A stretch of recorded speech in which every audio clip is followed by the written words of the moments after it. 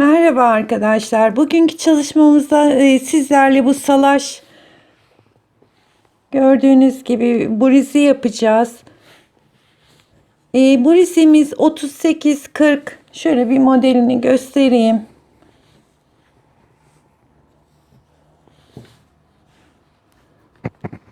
Modelimiz 38-40-42 bedene çok rahatlıkla olacaktır.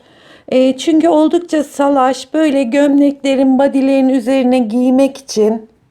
Bakın ipinden dolayı yumuşacık. Şöyle ben bir kol ilavesi yaptım ama isterseniz hiç kol yapmadan direkt süveter gibi de giyebilirsiniz.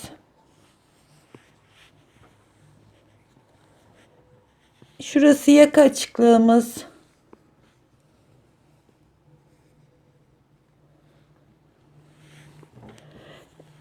Gerçekten hani giyince üstte böyle çok güzel yumuşacık duruyor.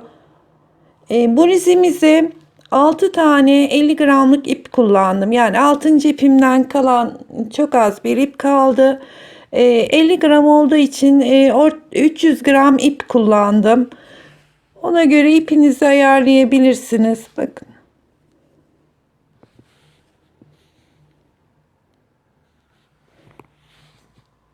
Şimdi bu rizimizin yapımına geçelim.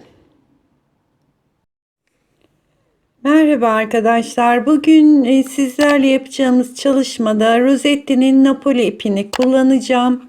İpim 50 gramlık bir ip. Daha önceden bu modeli elbise olarak çalışmıştık. Şimdi de salaş bluz olarak yapacağız. Şöyle göstereyim. Metresi 145 metre.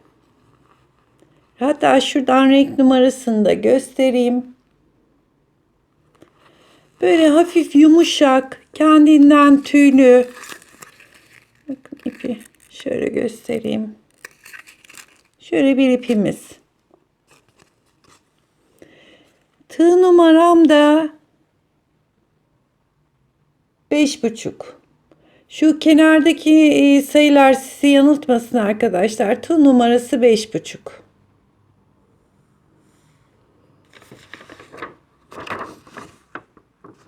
Evet, şablonumuz yine aynı. Ufak tefek değişiklikler yapacağım. Şu kenardaki sık iğne ve şuradaki dönmeleri trabzan olarak yapacağım. Bu şablondan daha önce yazlık bir elbise çalışmıştık. Belki yapan arkadaşlar vardır. Onu yaptıysanız hiç zorlanmadan bunu yapabilirsiniz. Şimdi ipimizi yuvalar hazırlayarak başlayacağız. İpimizi alıyorum. Şöyle 1, 2, 3 tane zincir çektim. Tığıma doladım. İlk yaptığım zincirin içine girdim. 1, 2 de çıkıyorum. Bakın şöyle bir yuva oldu. Tekrar 2 zincir. Tığıma bir kere doladım. Bu yaptığım boşluğun tam içine giriyorum. Tekrar 2 de yukarı çıkıyorum. 2 zincir çekiyorum. Bir önceki yaptığım yuvanın boşluğuna giriyorum. 2 kere de çıkıyorum. 2 zincir boşluğun içine girdim. 2 kere de çıkıyorum. 2 zincir tekrar son yaptığım yuvanın boşluğuna girdim. 1, 2 de çıkıyorum. Böyle 49 tane yuva hazırlayacağız.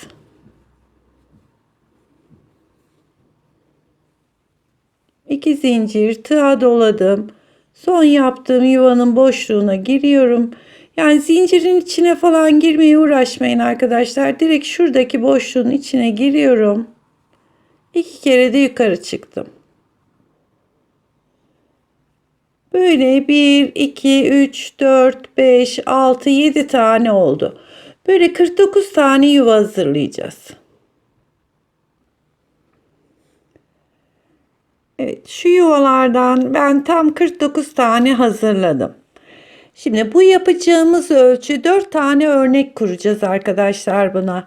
Bu ölçü 38, 40, 42 beden, yani salaş olduğu için çok rahatlıkla olacaktır. Ama mesela 44 beden üstü için 61 tane yuva hazırlayın. 36 veya daha küçük, yani daha zayıf 34 beden içinde 37 tane böyle yuvalardan örnek kurun. 37 tane kurduğunuzda 3 örnek olacaktır. Bunun bir büyüğünde de 5 örnek olacaktır. Biz şimdi 4 tane örnek oturtacağız buraya. İlk sıra 49. yuvamı yaptım. 3 tane zincir çektim. Tığıma doluyorum. Buraya 1, 2, 3. 3'te çıkarak 3 tane trabzan yapıyorum. Aralarda 1, 2 tane zincir. Tekrar tığıma doluyorum. Şimdi arada bir tane yuvayı atlıyorum diğerinin içine. 3'te çıkarak trabzan yapıyoruz.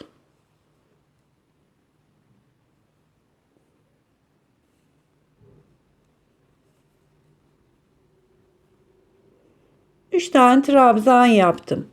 Tekrar 2 zincir. Bir tane boşluğa atlıyorum diğerine. Ve böyle bir boşluk atlayarak sıranın sonuna kadar üçer tane trabzan yapıyoruz. 2 zincir. 1, 2, bu da üçüncü trabzan. Tekrar 2 zincir. Bir tane boşluk atlıyorum. Diğer boşluğun içine 3 tane trabzan yapıyorum.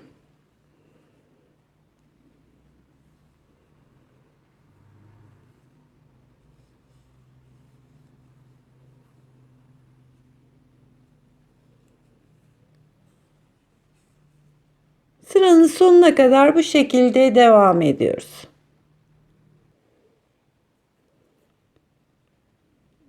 Şimdi son kutucuğa da 3 tane dolgumu yapıyorum. 1,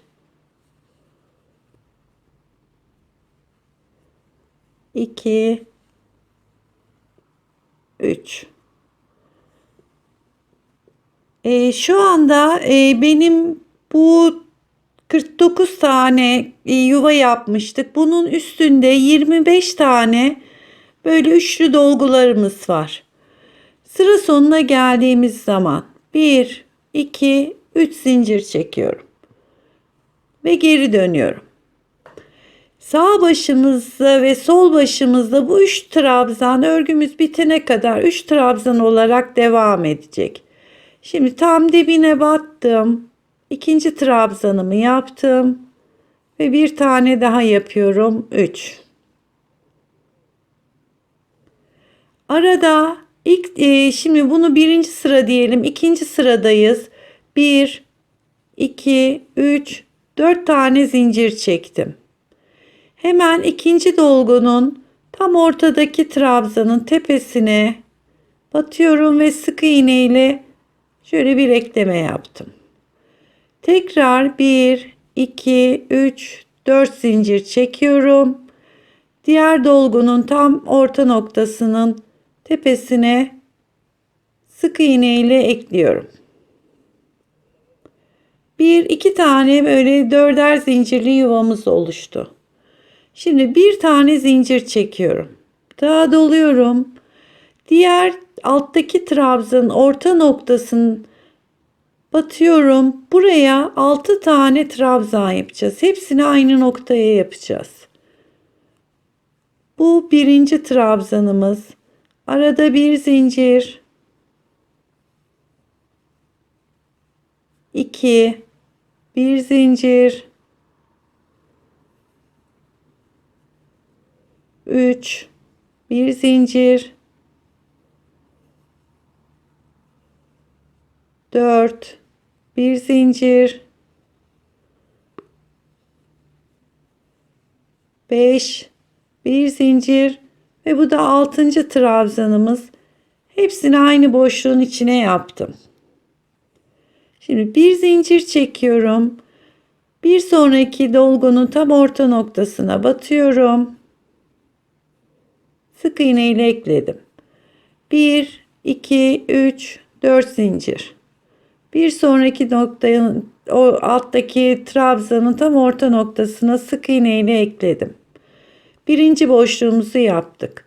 1, 2, 3, 4. Tekrar yapıyorum. İkinci boşluğumuzu yaptık. 1, 2, 3, 4 zincir. Tekrar diğer dolgunun tepe noktasına 3, 4 zincir ve bu da dördüncü boşluğumuz oldu. Ve bir zincir. Bakın 6 tane trabzanımızı yaptık. Bir zincirle alttaki dolgunun tepesine ekledik. Daha sonra 4 zincirle 1, 2, 3, 4 tane boşluk yaptık. Bir zincir çektim. Buradaki trabzanın tam orta noktasına 6 tane yine trabzan yapıyoruz. 1, 2, 3,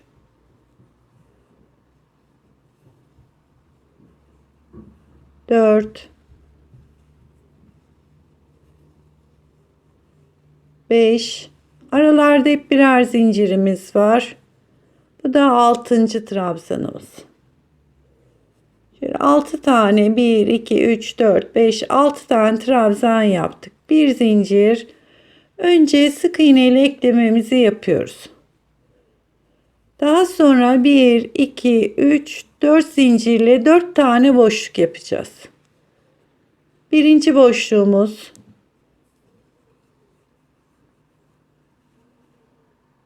İkinci eklememiz yani ikinci boşluğumuz.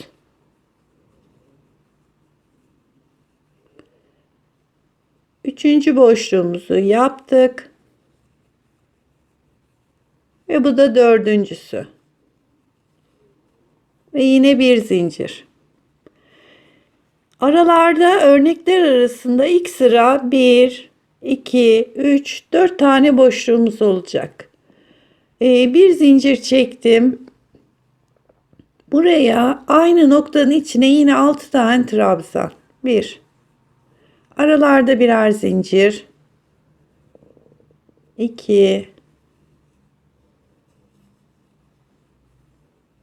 3,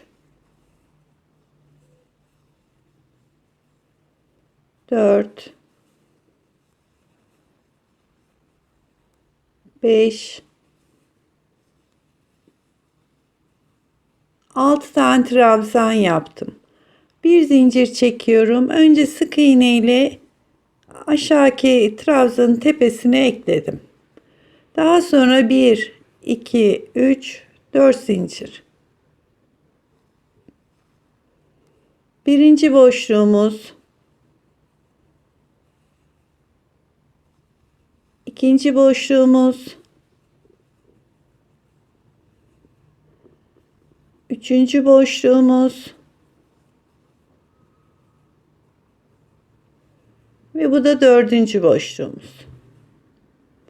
Tekrar bir zincir çekiyorum. Buraya 6 tane trabzan. Aralar yine bir zincir.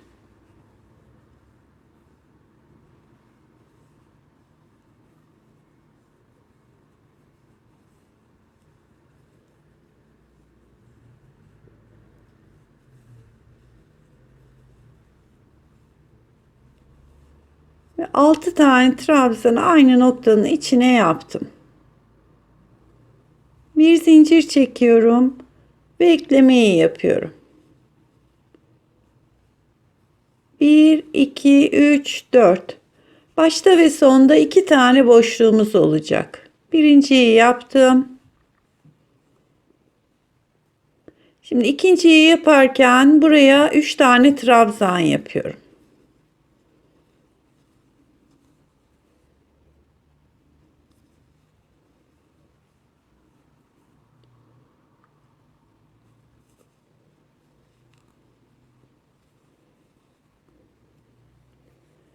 Ve 1, 2, 3 zincirle yukarı çıkıyorum.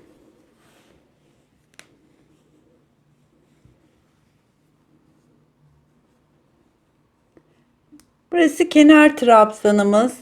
Daha sonra 1, 2, 3 ve 4 tane örneğimiz oluştu. Dediğim gibi bunu büyütüp küçültenler 3 veya 5 örnek olarak yapabilirler. Elbisede daha önceki elbisemizde 5 örnek vardı. İnce ipti ama ancak 40-42 beden için oldu. İpimizle tığımız kalınlaştıkça 4 örnek yeterli oldu. Şimdi 3 zincirle yukarı çıktım. Geri dönüyorum. Ve hep bu kenardaki dediğim gibi 3 tane trabzanımı önce yapıyorum.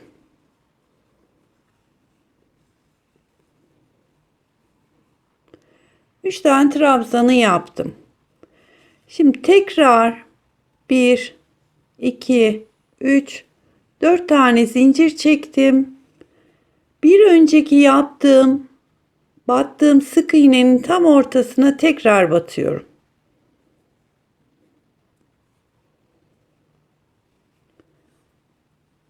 Yani aynı noktaya batmış oldum. Bu sefer kenarlarımızda bir tane boşluğumuz oldu. 1, 2 tane zincir çekiyorum. Tığıma doluyorum. Bakın buradaki battığım sık iğneyi atlıyorum. Direkt 6 tane trabzanımız var burada. Buradaki trabzanların tepesine yapacağız ve 8 taneye çıkacak. Buradaki tepe noktasına atlıyorum. Direkt ilk trabzanın tepesine tekrar bir tane trabzan yaptım. 2 zincir. İkinci trabzanın tepesine yapıyorum. 2 zincir. Şimdi üçüncü trabzanın tepesine çift yapacağız. Yani aynı noktaya tekrar bir kere yaptım. 2 zincir çekiyorum ve aynı noktaya tekrar. Trabzan sayımız 1, 2, 3, 4. 2 zincir çekiyorum. Alttaki dördüncü trabzanın tepesine yine çift yapacağız. Aynı noktayı tekrar yapıyorum. Ve kalan sondaki 2 tane trabzanımıza tek.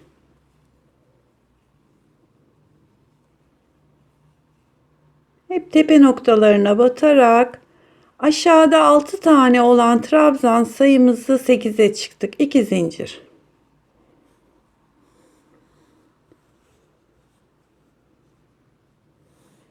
Bir, iki, üç, dört, beş, 6 tane trabzanımız vardı. Bunun birinciye ve ikinciye tek yaptık. 3'e ve 4'e çift yaptık. 5 ve 6'ya tek yaparak 8 tane trabzan elde ettik. Şimdi 2 tane zincir çektim.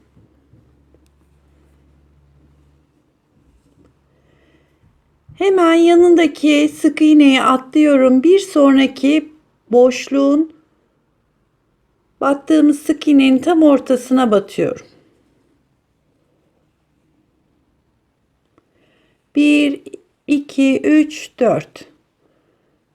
4 zincir çektim. Bir alttaki yine sık iğnenin tam ortasına batıyorum. Birinci boşluğumuzu yaptık. 4 zincir yapıyor çektim. Hemen yine aynı noktanın içine batıyorum. İkinci boşluğumuzu yaptık. Bu sırada arada dörder zincirli 2 tane boşluğumuz olacak. Tekrar 2 zincir çekiyorum. Bakın şuradaki sık iğneyi atlıyorum direkt trabzanın tepesine.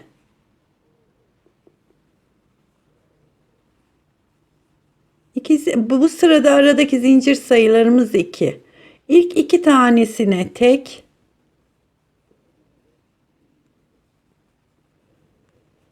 Üçüncüye çift. Tekrar aynı noktaya batıyorum. Aralar hep 2 zincir. Dördüncüye yine çift.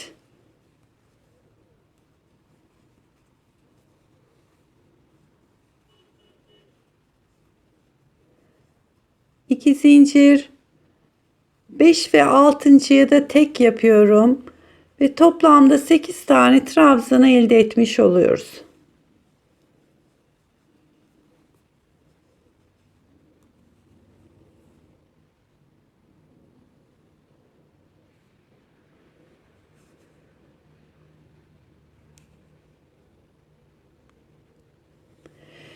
İki zincir çektim. Hemen yanındaki şuradaki battığımız sık iğneyi atlıyorum. Direkt bakın şuradaki boşluğu atlayıp hemen yanındaki sık iğnenin tepesine kilitliyorum.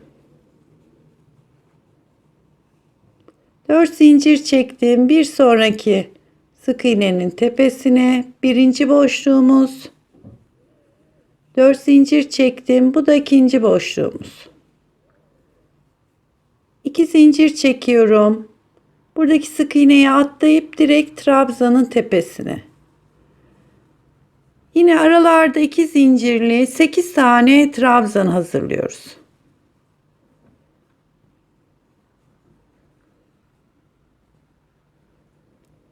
Baştaki 2 taneye tek, ortadaki 2 taneye çift yapıyoruz.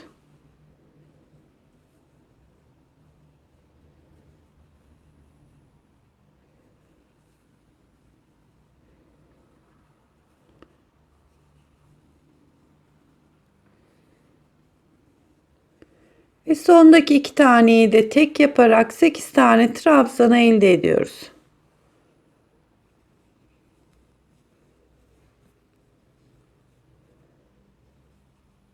İki zincir çekip hemen yanındaki sık iğneyi atlıyoruz. Yani şuradaki boşluğu atlayıp diğerini eklememi yaptım.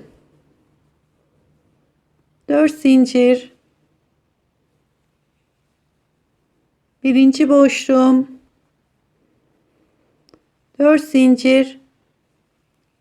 İkinci boşluğum. Tekrar 2 tane zincir çekiyorum. Sondaki dilimimize de 6 olan trabzan sayımızı 8'e çıkıyoruz.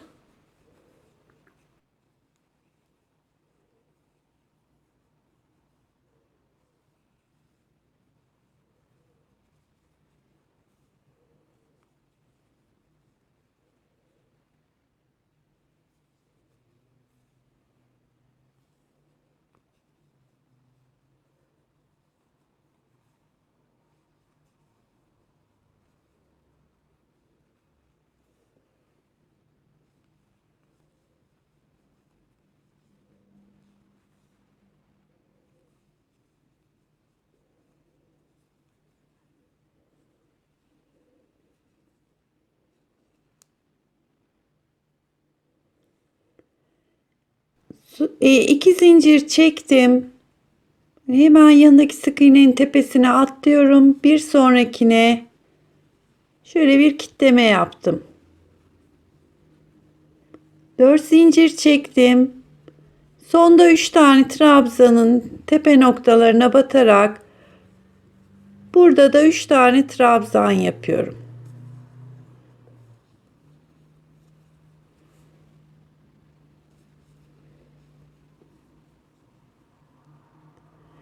Tekrar 1 2 3 zincirle yukarı çıktım.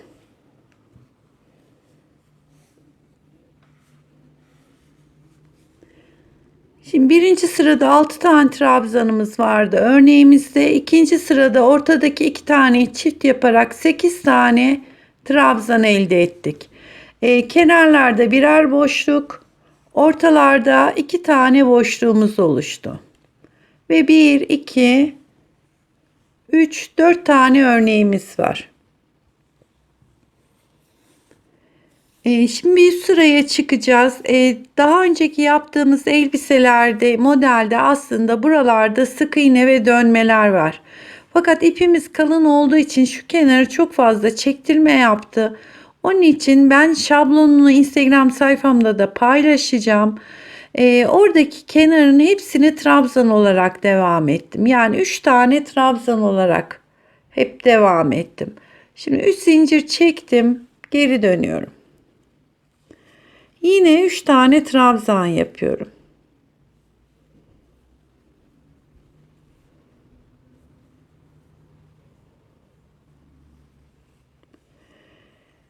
Üç tane trabzandan sonra artık buradaki tek kalan boşluğumuzu da atlayacağız. 1, 2, 3 tane zincir çektim. Tığıma doluyorum. Burada 8 tane trabzanımızın tepe noktası var. Bu 8 tane trabzanın tepesine fıstıklar yapacağız. 3 tane zinciri çektim. İlk trabzanın tepesine batıyorum.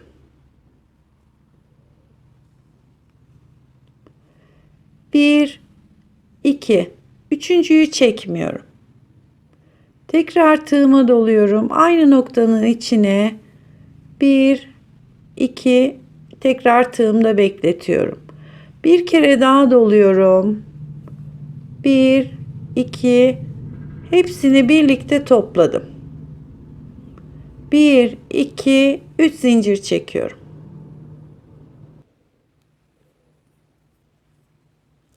Şimdi 3 tane zincir çektim. Burada yaptığımız fıstığın tepe noktasına böyle minik bir böyle fıstık gibi tepe noktasını yapacağız.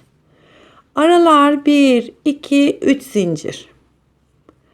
Bir sonraki trabzanın tepesine batıyorum. 1, 2, üçüncüyü çekmiyorum. Tekrar doluyorum. 1, 2, üçüncüyü bekletiyorum. Tekrar doluyorum. 1, 2, tığımdaki 4 tane ilmeğin hepsini birlikte çekiyorum. 1, 2, 3 zincir çekip bakın şuradaki fıstığın tepesindeki katların içine girerek buraya minik bir tepecik yapıyorum. Böyle isterseniz bunlara tepecik deyin. Bazen çitlek diyorlar. Yani şu şekilde tepe noktaları yapıyorum. Bu sırada aradaki zincir sayılarımız hep 3.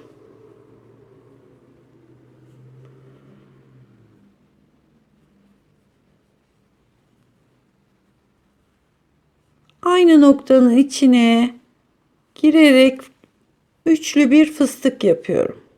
Daha sonra tığımdaki bütün ilmeklerin hepsini topluyorum. 3 zincir çekiyorum. Fıstığın tepesindeki ilmeklerin içine girerek buraya bir kitleme yapıyorum. 3 zincir çekiyorum bir sonraki trabzanın tepe noktasına.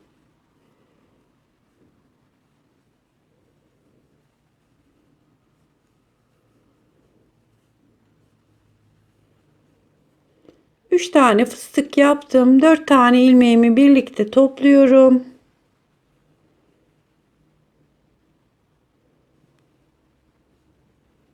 Ve şöyle tepe noktasına bir kitleme yaptım. Böyle 8 tane fıstığımız olacak. Yani alttaki trabzanların hepsinin tepesine fıstık yapıyoruz.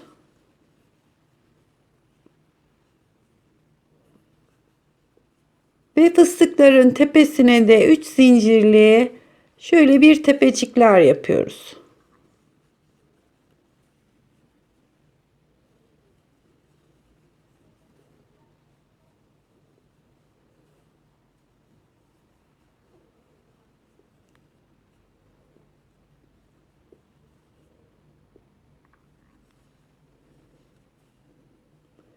Bir, iki, üç zincir.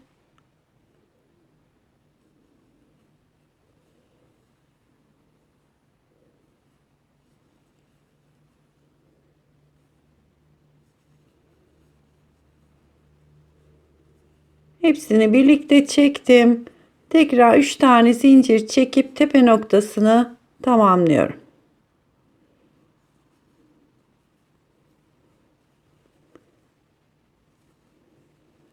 Son bir tane fıstığım kaldı.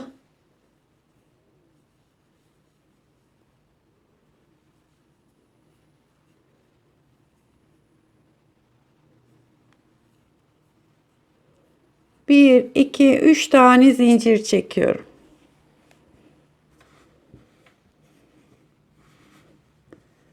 Şöyle gelerek göstereyim arkadaşlar.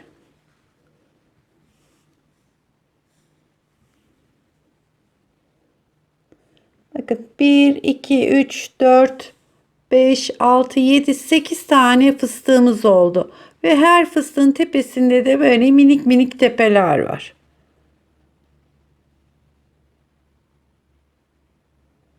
Şimdi 3 zincir çektik. Artık arada boşluğumuz kalmayacak.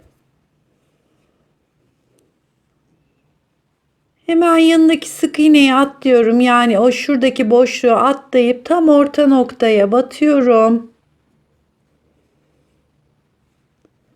1, 2, 3, 4, 5 tane zincir çektim. Ve aynı yere tekrar batarak orada şöyle bir yükselti meydana getiriyorum. 1, 2, 3 tane zincir çekiyorum. Alttaki bir tane boşluğu atlayıp trabzanın tepesine fıstık yapıyorum.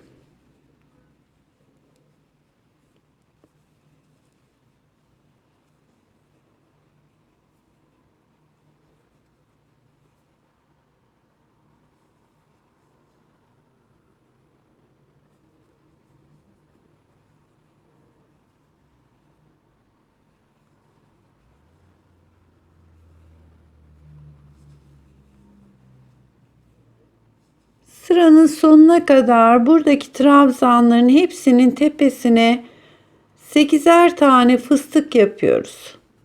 Ve ara birleşme noktalarında da şöyle göstereyim. Bakın sadece bu fıstığımız bitti.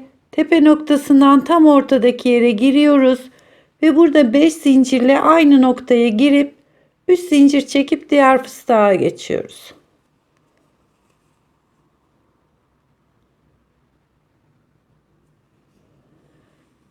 Evet, sıranın sonuna kadar bütün tepeli noktalarına trabzanlarını batarak fıstıklarımızı hazırlayalım.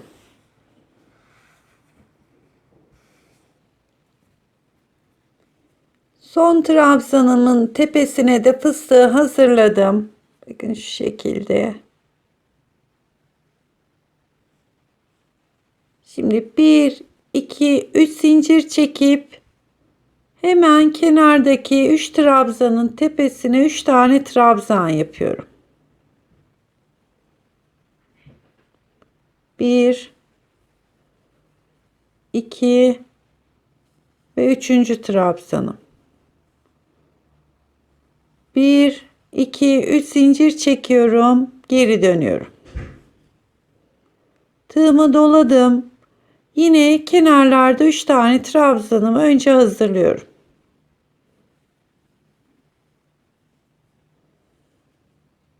Üç tane trabzan yaptım. Şimdi hiç zincir çekmeden tığa doladım. 1 ve 2. fıstığın tam arasına giriyorum. 3'te çıkarak bir tane trabzan yaptım. 1, 2, 3, 4 zincir çekiyorum. Tığa doluyorum. Bir sonraki boşluğun içine tekrar bir trabzan. 4 zincir. Bir sonraki boşluğun içine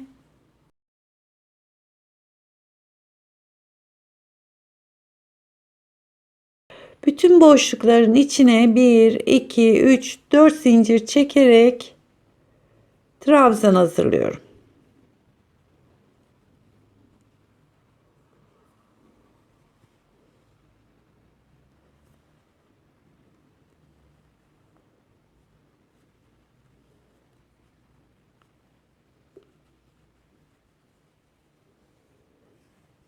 Evet, son boşluğa geldik. Şimdi buradaki trabzanımızı Son 2 tane trabzanın boşluğu kaldı. Burası ve şuradaki yaptığımız çıkıntı ve diğer modelin ilk boşluğunu, üçünü birden 1, 2, 3 taneyi birlikte toplayacağız. Şimdi 4 tane zincir çektim. Tığıma doluyorum. Son modelimdeki son 2 fıstığın boşluğuna giriyorum. 1, 2 de çıkıyorum. Üçüncüyü çekmiyorum. Tekrar tığıma doluyorum. Tam orta noktada yaptığımız 5 zincirli boşluğumuz var. Oraya giriyorum. 1, 2 de çıkıyorum. Bekletiyorum. Tekrar tığıma doladım. Diğer modelin ilk 2 fıstığın boşluğuna giriyorum. 2 de çıktım. Tığımda 4 tane ilmek var. Buradaki 4 ilmeğin hepsini birlikte çektim. Ve 4 tane zincir çekiyorum.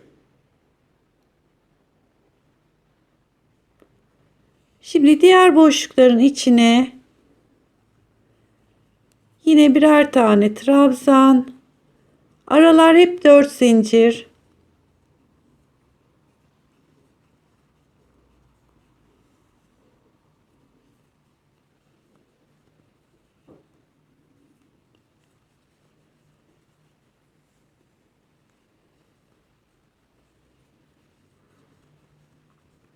Son 2 fıstığın boşluğuna kadar bu araların hep trabzan yapıyoruz.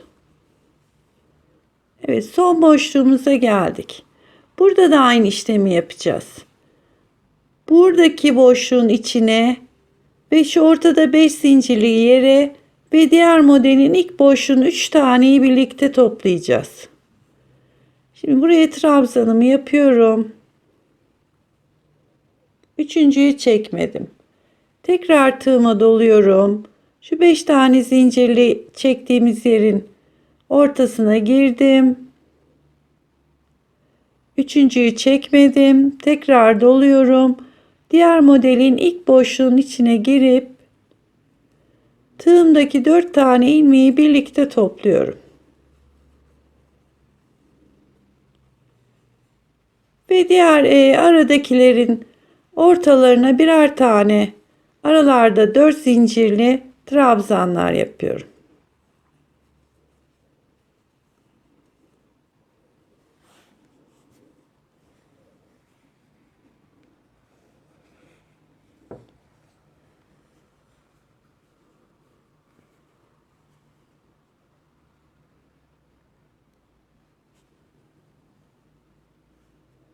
Ve sıranın sonuna kadar bu şekilde devam ediyoruz. İsterseniz şu aradaki trabzan sayılarını söyleyeyim. 1, 2, 3, 4, 5. 5 tane trabzanımız var. Daha sonra eklemeler yapıyoruz.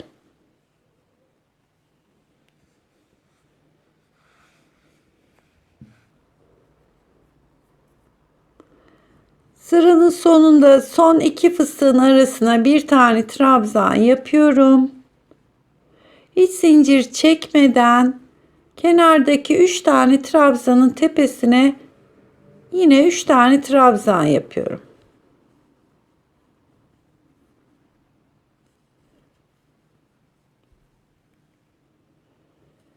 Bir, iki, 3 tane zincir çekiyorum, geri dönüyorum. Yine 3 tane trabzanımı yapıyorum.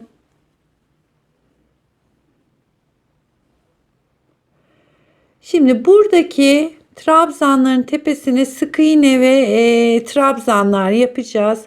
Hep ikincilerimi şu trabzanın tepe noktalarına denk getireceğiz. 1, 2 tane zincir çektim. Tığıma doluyorum. Bir tane boşluğa. 1. Tığıma doluyorum. Bir tane buradaki trabzanın tepesine. 2. Bir tane de diğer boşluğa yapıyorum. Burada 3 tane trabzanı hazırladım. Tekrar 1, 2 tane zincir çekiyorum. Şimdi tam ortadaki 1, 2, 3 tane trabzanın tepesine sık iğne yapacağız. 3'er tane. 2 zincir çektim. Önce boşluğun içine birinci sık iğnem. Tam tepe noktasına 2, bir tane diğer tarafına yapıyorum. 3 tane sık iğne yaptım. 1, 2 zincir. İkinci trabzanın tepesine de 1, 2, 3 tane sık iğne yaptım.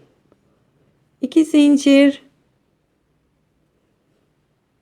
Trabzanın sağına bir tane sık iğne, tepesine bir tane, 2 ve sol tarafına da bir tane, 3 tane sık iğne yaptım.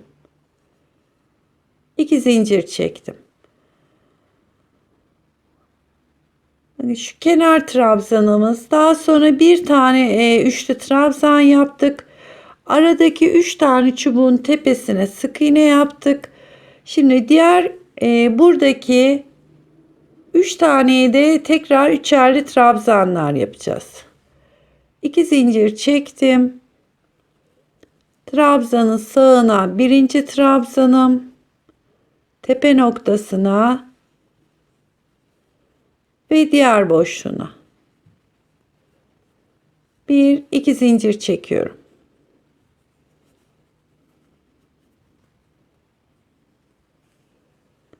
Fıstığımızın tepesinde böyle kenarlarda birer tane trabzan, ortadaki 3 tane çubuğun tepesine de sık iğnelerimiz var. 2 zincir çektim. Tam birleşme noktasına geldim. Burada da aynı işlemi yapacağız. Önce bir tane boşluğa tam bunları topladığımız noktanın içine yapıyorum. Tepe noktası gibi. Ve bir tane diğer boşluğa yapıyorum. 3 tane trabzanı hazırladım. 2 zincir ve yanındaki trabzanın tepesine, sağına, tepesine ve soluna olmak üzere 3 tane trabzan yaptım. 2 zincir. Şimdi sadece kenarı saymayalım arkadaşlar. Aradakiler 1, 2, 3 tane sık iğne, 1, 2, 3 tane trabzan olarak devam edecek. Şimdi 3 tane trabzanımız oluştu. 2 zincir çekiyorum ve aşağıdaki 3 tane trabzanın tepesine sık iğne yapacağım. 2, 3. Bir trabzanın tepesine 3 tane sık iğne yaptım. Aralar hep 2 zincir. Tekrar 1, 2, 3 sık iğne. 2 zincir. Tekrar bu da 3. trabzanımızın sık iğnesi oluyor. 2 zincir.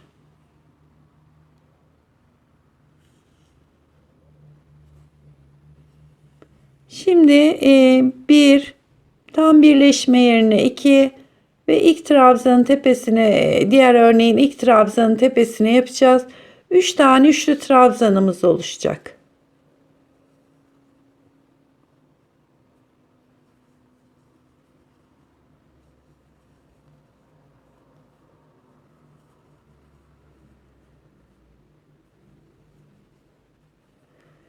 Birleşme noktasına geldik. Önce sağındaki boşluğa yapıyorum. Bir tane tam topladığım zincirin içine ve tekrar diğer boşluğa yapıyorum. 3 tane trabzan yaptım. 2 zincir, diğer trabzanın sağına, tepe noktasına ve boşluğuna 2 zincir. Şimdi sık iğne yapacağız. 1, 2, 3. 2 zincir. 1, 2, 3. 2 zincir. 1, 2, 3. 2 zincir. Zaten yerini belli ediyorlar arkadaşlar. Şu tam toplama yerinin sağındaki ve solundakiler dahil 1, 2, 3 tanesine trabzan. Şimdi 3 tane trabzan yapıyoruz.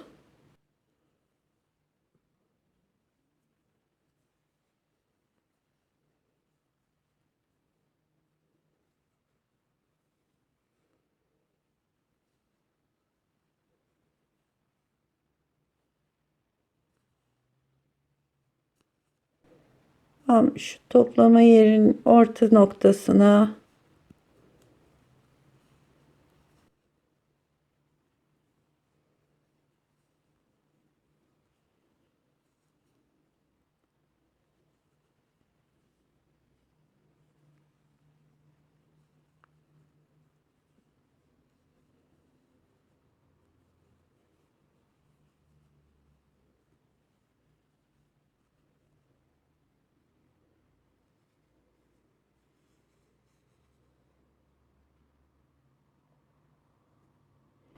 şimdi de 3 tane sık iğne yapacağız. 1, 2, 3. 2 zincir. 1, 2, 3. 2 zincir. İkinci trabzanı yaptık. Bu da üçüncü trabzanı. Tepe noktası.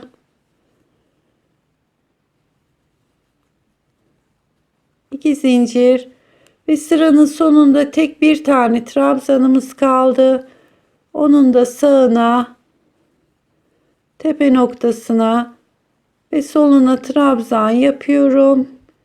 2 zincir çekip köşedeki 3 tane trabzan kenar sütunumuzu hazırlıyoruz.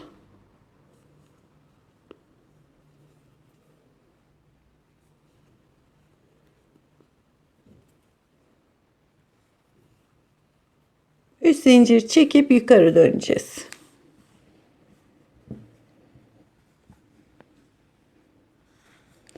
Şöyle biraz açarak göstereyim.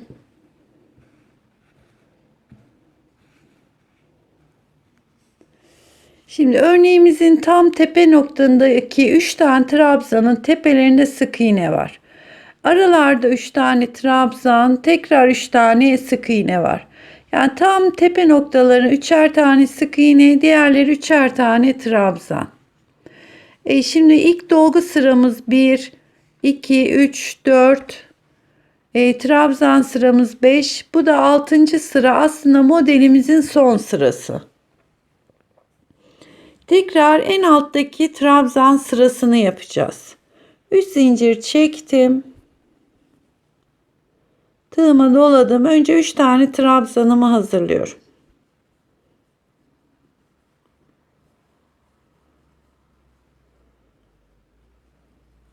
2 zincir. Şimdi burada gördüğümüz 3 tane trabzanın tepe noktalarına yine 3 tane trabzan.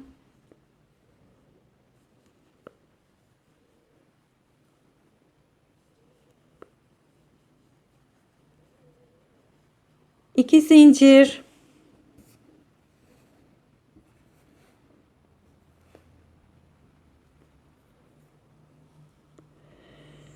Her alttaki trabzanın tepesinde 3 tane sık iğnemiz var. 2 zincirden sonra her sık iğnenin tepesine de trabzan yapıyoruz. 1,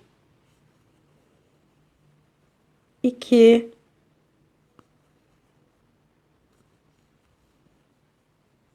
3.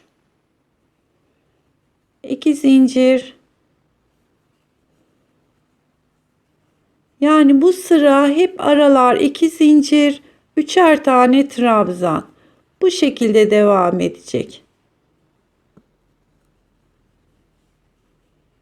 Yine 3 tane trabzanın tepesine, sık iğnenin tepesine 1, 2, 3. 2 zincir. Trabzanların zaten yerleri belli arkadaşlar. 1, 2, 3. Aralar hep 2 zincir.